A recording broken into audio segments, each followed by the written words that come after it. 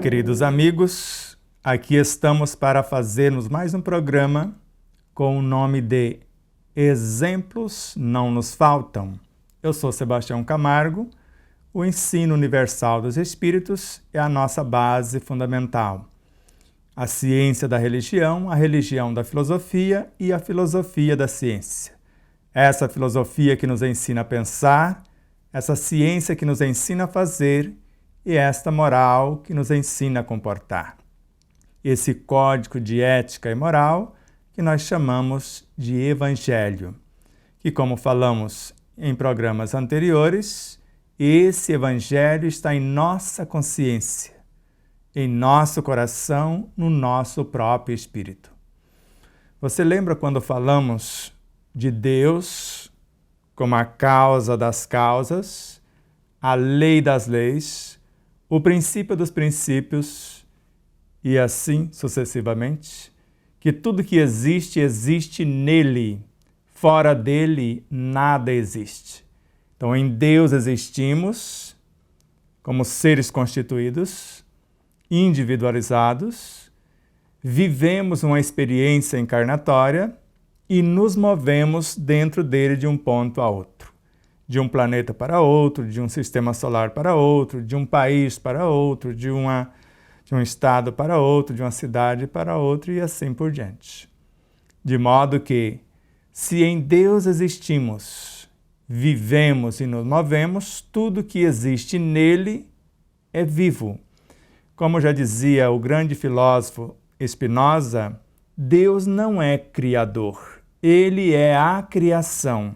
Assim como também definiu Pietro Baldi.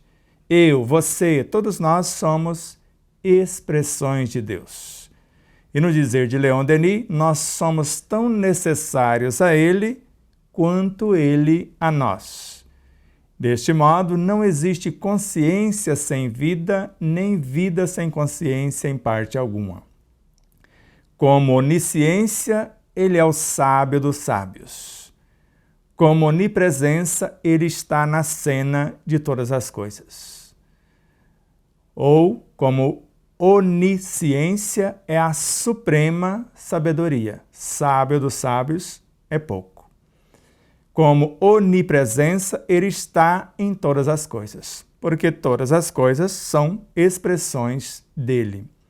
E como onipotência, pode e detém todo o poder para fazer o que é necessário para a evolução de todas as coisas, por ser o bem, o eterno princípio. Desse modo, se falamos de Deus, falamos também do Espírito, que é a imagem e semelhança desse Criador. Assim como ele é onipotente em relação à sua criação, o Espírito, a síntese de todas as vivências, sabe o que fazer, como fazer e quando realizar. Segundo Joana de Ângeles, em Dias Gloriosos, a consciência, espírito, está presente em todas as partículas dos seus veículos de expressão.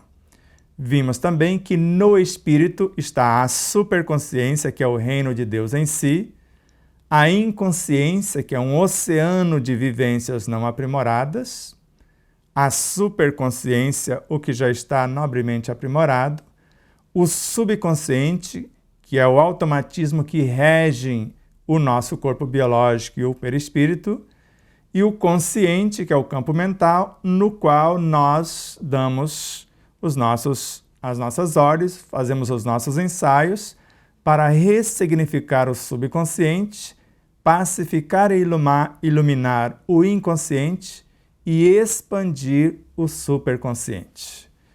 De modo que, se entendemos o que é o Espírito, e como falamos também, somos uma fração diminuta deste Espírito como alma constituída. Para Miramês, o Espírito é um todo unificado, mas é também a mínima parte encarnada no corpo, na matéria. A natureza cria vários corpos para que o recado do Espírito seja dado e o trabalho na alma seja consumado. Para Leon Denis, o que está encarnado não passa de uma fração do que está desencarnado, que está fora dessa dimensão. Para Joana de Ângeles, o que está aqui como alma é apenas um ponto de autoconsciência pura. O centro da consciência individual, que é a personalidade, o eu pessoal é a alma, a consciência dessa personalidade. A personalidade, como dissemos, é a alma como centro consciencial, a mente, o subconsciente, o perispírito, o corpo. A esse universo chamamos de personalidade na qual atuamos. Frações do inconsciente foram selecionadas, as mais hábeis, aptas a governarem o perispírito e o corpo no processo do automatismo. Gerenciando essas subdivisões, essas subpersonalidades, essas almas instintivas têm frações do superconsciente. Assim como a colônia de Nosso Lar, de André Luiz, está na periferia do umbral, assim o nosso subconsciente está no inconsciente ou na sua periferia. Assim como na colônia Nosso Lar tem lá a ministra veneranda, o Clarence e vários outros luminares, no inconsciente também. Tanto que ele faz tudo na gerência do corpo biológico, do corpo perispiritual, e nós nem ficamos sabendo. Nós mastigamos um alimento, por exemplo, e após engolirmos esse alimento, não percebemos que esse alimento, para onde ele vai, o que é que está acontecendo com esse alimento, por exemplo. Então você mastiga, até aí às vezes você presta atenção ou não, às vezes não prestou atenção que na mastigação assimilamos a quase totalidade dos elementos nutridores e terapêuticos dos alimentos. Isso mesmo, na boca, mais de 35 milhões de pequenas glândulas absorve o energismo escondido nas entranhas dos átomos, moléculas, células, tecidos dos alimentos que estamos mastigando. Uma vez que engolimos, o corpo não absorve mais do que 5%. E quem encarrega disso? Os automatismos. Na boca também, mas se eu estou consciente, eu posso melhor qualificar com os meus pensamentos, com os meus sentimentos e, ao mesmo tempo, com a mentalização da gratidão pela vida, da alegria de viver e da esperança de melhoras. De modo que, se já temos uma noção mais exata do que é o espírito, a alma encarnada, o seu superconsciente, o inconsciente, o subconsciente, o consciente, e se já temos a noção que o consciente, a mente, é uma emanação do espírito, nesse consciente está a nossa inteligência, mediante a nossa inteligência, o nosso poder imaginativo, a nossa capacidade criativa, que é o pensamento, e ainda a nossa memória. Um link da memória que nos conecta à superconsciência, caso o nosso interesse é melhorar-nos em todos os sentidos. Então, quanto mais nobre forem os nossos pensamentos, nossas intenções, nossos sentimentos, estamos nos conectando com a superconsciência. Se é para a maledicência, para manter traumas, conflitos, fobias, estamos em conexão com a inconsciência, o inconsciente. Se é para manter mais do mesmo, o subconsciente. Então, no consciente, tomamos as nossas decisões. Obedecer o Deus interno, o Senhor Supremo de nossa realidade, ou o nosso passado, as nossas perturbações, traumas, conflitos, fobias, as amarras constritoras de nossa realidade. Se é para fazer mais do mesmo, obedeçamos os automatismos. Através dos automatismos, o corpo pede uma quantidade de alimentos. Se eu vou ceder a esse subconsciente, eu vou comer o que ele pede. Agora, se eu tenho consciência das suas necessidades reais, eu vou comer o que o corpo necessita. E com essa postura acessando a minha consciência e a superconsciência e pedindo respaldo, ela vai fecundar-me com novas potências e eu vou dar ao meu corpo o que ele necessita. Mas para que isso se dê, eu preciso conhecer a anatomia do corpo, a sua fisiologia, as suas necessidades reais, através do estudo de seus tecidos, dos seus órgãos, seus sistemas, suas células, suas moléculas, seus átomos e subdivisões. Se não quisermos fazer isso, vamos indo ao sabor do vento.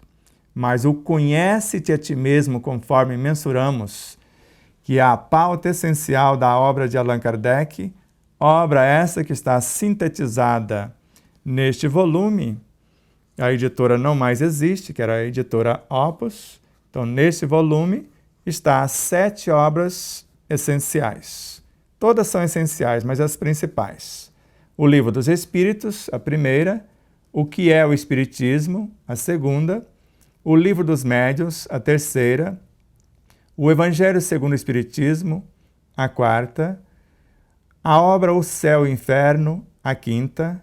A Gênese, a sexta. E Obras Póstumas, a sétima. Está tudo sintetizado neste volume. E se formos viajar na obra de Allan Kardec, vamos ver um trajeto de autoconhecimento, que é o caminho que ele fez para descobrir a sua própria realidade. Se tivermos paciência, como nós vamos fazer mais ou menos 3 programas a partir deste, só para dar uma noção mais exata da obra de Allan Kardec. Não vamos aprofundar como deveríamos, por conta do tempo, mas para darmos uma noção a você, a todos aqueles que desejam estudar, para ver a grandeza desse ser, que inicialmente ele estudou cosmologia, para entender o cosmos. Estudou sequencialmente astronomia, para entender os astros. Mais tarde estudou astrologia para entender a influência desses astros sobre nós, sobre as coisas de nossas relações diárias. A interferência da Lua, por exemplo, em todos os quadrantes de nosso planeta. Estudou magnetismo para entender como essa realização se dava. E estudou por 35 anos, mais ou menos. Que campo magnético é esse que a astrologia narra, que esses astros interferem em nossas vidas. E para entender melhor, ele estudou química e física, para entender os elementos que geram este magnetismo. E para entender ainda um tanto mais, estudou biologia para entender a vida, porque estudando química, física, entendeu a origem da vida, a natureza e, consequentemente, com biologia, a sua destinação. E depois estudou matemática, anatomia, fisiologia, lecionou essas matérias em medicina. Há o Dr. Charles Richer, na obra Tratados de Metapsíquica, que afirma que ele foi doutor em medicina, assim como José Herculano Pires na obra Agonia das Religiões, no capítulo 11, A Cura Divina. Pode ir lá que ele vai falar que ele doutorou-se em medicina, foi médico e clinicou por algum tempo. Se ele não tivesse sido médico, como que ele colocaria na obra A Gênese que se o médico soubesse o valor do magnetismo das palavras, ele curaria os seus pacientes com as palavras, que têm o poder para interferir no físico e no moral de quem ouve. Se assim não fosse, ele não teria como falar algo semelhante. Mas se ele estudou anatomia, estudou fisiologia, lecionou essas matérias, doutorou-se em medicina, e o que menos importa se alguém acredita nisso ou não, ele foi médico de corpos e médico de alma. Mesmo que não tenha sido médico de corpos nessa encarnação, como Hippolyte Léon Denisard Rivaio, antes ele fora, com certeza. E agora, estudando todas essas ciências correlatas, que foram mais de 30 ciências correlatas, para entender o ser, a sua origem, a sua natureza e a sua destinação, que é a proposta essencial do Espiritismo, o estudo da origem, da natureza e da destinação dos espíritos. Desse modo, se desejarmos entender a nossa realidade de seres imortais, precisamos, no mínimo, estudar-nos nós mesmos. Isso mesmo, estudarmos a respeito de nós mesmos. O conhece-te a ti mesmo. E o si mesmo, o espírito. A superconsciência, o reino de Deus nele existente. E assim sucessivamente, conforme nós estamos falando. Se ele não estivesse estudando essas realidades, como ele poderia dizer que se eu quiser e souber, eu posso magnetizar esta água, melhor qualificá-la, alterar a sua estrutura molecular? Isso está no Livro dos Médiuns. E eu posso também magnetizar a água do meu próprio corpo, que é basicamente 2/3 ou mais de água. Se eu sei magnetizar a água que está fora e magnetizar a água do meu corpo, eu não preciso que ninguém magnetize a água para mim, nem tampouco aplicar um passe em mim. Porque na obra A Gênese, assim como na Revista Espírita 1868, primeiro artigo do mês de novembro, ele narra com extrema clareza.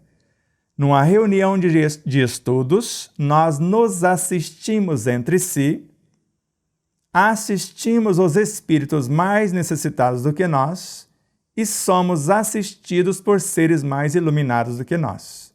Ele deixou muito claro que é a mais perfeita reunião de desobsessão, a reunião de passe, de água magnetizada e etc., a reunião de estudos. E na obra A Gênese, no seu capítulo 14, numa reunião de estudos onde os pensamentos convergem para a harmonia, nós repomos as perdas fluídicas gastas pelo mau uso do pensamento.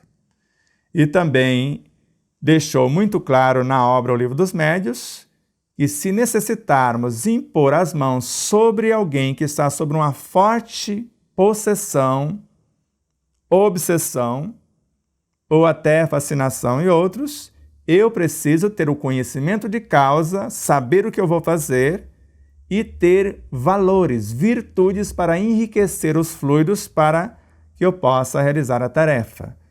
Porque na Revista Espírita de 1862, no mês de dezembro, e no artigo do mês de janeiro de 1862 e 1863, então dezembro de 1862 e janeiro de 1863.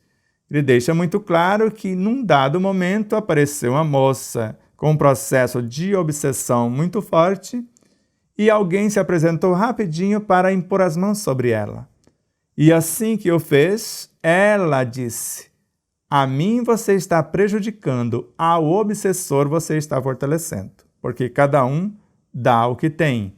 E ele foi muito claro ao dizer que o que dá norte à nossa mediunidade é o nosso conhecimento e, consequentemente, os nossos valores morais.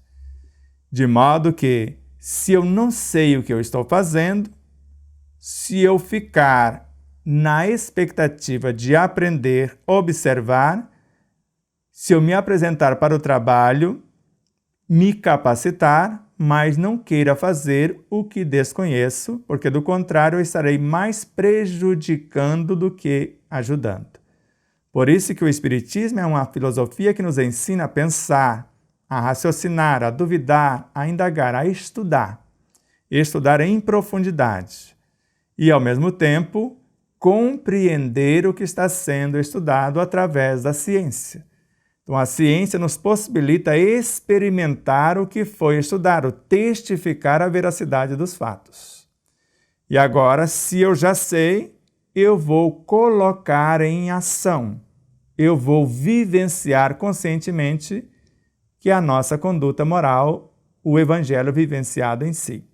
Por isso que outro mestre considerado o apóstolo do Espiritismo, que nós vamos falar nele em programas futuros, Leon Denis, ele narra com extrema clareza em O Problema do Ser, do Destino e da Dor, que todos os poderes da alma resumem-se em 3 palavras: querer, saber amar. Querer, segundo o autor, é fazer convergir todas as potências, toda a energia para o alvo que eu quero conquistar, a meta que eu quero atingir. E, ao mesmo tempo, é necessário saber, conhecer as forças e as leis com as quais vou interagir. Do contrário, eu posso ficar aprisionado na minha própria criação. E acima, porém, de tudo, amar. O amor vai centuplicar-lhes as possibilidades nesse processo de aplicação da pauta. Então, o amor é a substância que gera e nutre e, ao mesmo tempo, a lei que organiza e mantém. Então, eu sei que o amor é uma substância que gera e nutre. Então, se eu quero amar, eu sei que eu tenho à minha disposição a força mais potente do universo, segundo Mahatma Gandhi, e, ao mesmo tempo, a mais sutil. A mais sutil é essa substância que gera e nutre, uma matéria sutil. A lei que organiza e mantém esse potencial, a força mais potente do universo, a lei. De modo que, quando começamos a estudar a doutrina dos espíritos, quem são eles? Esses seres que formam a falange, o espírito da verdade, livres pensadores. Como bem definiu Leon Denis, o espiritismo é para mentes livres. É uma doutrina que nos ensina a buscar a causa, compreender os efeitos. Então, com ela, eu posso analisar a origem, compreender a natureza e calcular a destinação. Mas eu preciso estudar. É uma doutrina que nos convida a mergulhar profundamente nos estudos, conforme tanto Leon Denis quanto Allan Kardec, por sua vez. Nós vemos os dois falar a respeito dessa realidade. Veja a recomendação de Allan Kardec. A verdadeira doutrina espírita ou doutrina dos espíritos está no ensinamento dado pelos espíritos. E os conhecimentos que esse ensinamento comporta são muito sérios para serem adquiridos de qualquer outro modo que não seja um estudo atencioso e contínuo, feito no silêncio e no recolhimento, porque somente nessa condição pode-se observar um universo infinito de fatos e de detalhes que escapam ao observador superficial e permite formar uma opinião.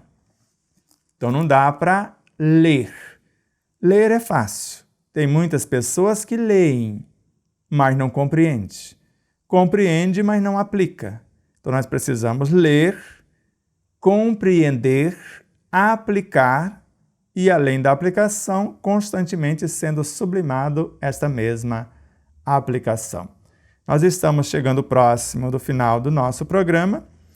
Se você quiser adquirir o livro O Despertar da Consciência, que é uma síntese do ensino universal dos espíritos, da parte filosófica, científica e a parte moral, que nós chamamos de espiritualidade ou de religiosidade, não de religião. Religião é um rótulo. Religiosidade ou espiritualidade é uma conduta. Então, no site odespertardaconsciência.com.br você encontra esse formato com Airô, que é mais fácil manuseio para quem quer estudar, e também o capa dura com costura reforçada, que você pode também fazer este movimento sem prejudicar esta lombada, que é o que nós chamamos dessa parte de trás. É um manual de autoconhecimento e, ao mesmo tempo, um tratado de saúde integral. Nesta obra está todo o processo de autocura, o caminho que nós fizemos para processar a autocura em nós. Então, tudo que nós procuramos dividir com você é fruto de estudo, compreensão, aplicação e aprimoramentos constantes em nossas vidas e na vida daqueles que decidem estudar conosco. Por isso, rogando a Deus para que possamos estudar a obra O Livro dos Espíritos, que é a codificação em si. A codificação é somente esta obra, O Livro dos Espíritos, e se eu quiser dar sequência, perceber uma síntese do que é esse Espiritismo, esta obra, o que é o Espiritismo. Aqui nós vamos entender na questão 127, por exemplo, quando Allan Kardec questiona: que sentimento é esse que normalmente chamamos de consciência? São as lembranças intuitivas das boas resoluções tomadas pelo espírito, que nem sempre são possíveis tomar essas boas resoluções como homem, porque o espírito, ao encarnar no corpo do homem, conforme está na questão 605A desta obra, ele traz consigo os seus valores intelecto-morais. Ele vai ligar-se à matéria, o corpo desse homem. Se esta matéria o influenciar, o levará rumo à brutalidade. Se ele influenciar a matéria, ele irá rumo à angelitude e com certeza levará a matéria com ele. Na obra O Livro dos Médiuns, nós vemos o estudo da primeira parte da obra O Livro dos Espíritos, que é dividida em 4 partes. O Evangelho segundo o Espiritismo estuda a terceira parte, a Gênese, melhor dizendo, estuda a primeira parte, o Livro dos Médiuns a segunda parte, o Evangelho segundo o Espiritismo a terceira parte, a obra O Céu, o Inferno, a quarta parte. Então nós vamos encerrando o nosso diálogo para este momento, rogando a Deus que nos abençoe com a lucidez necessária para estudarmos, compreendermos a nós mesmos, despertar a nossa consciência e, como livres pensadores, vivermos pacificamente, serenamente, harmonicamente, saudável e felizes, que é o mais importante de tudo.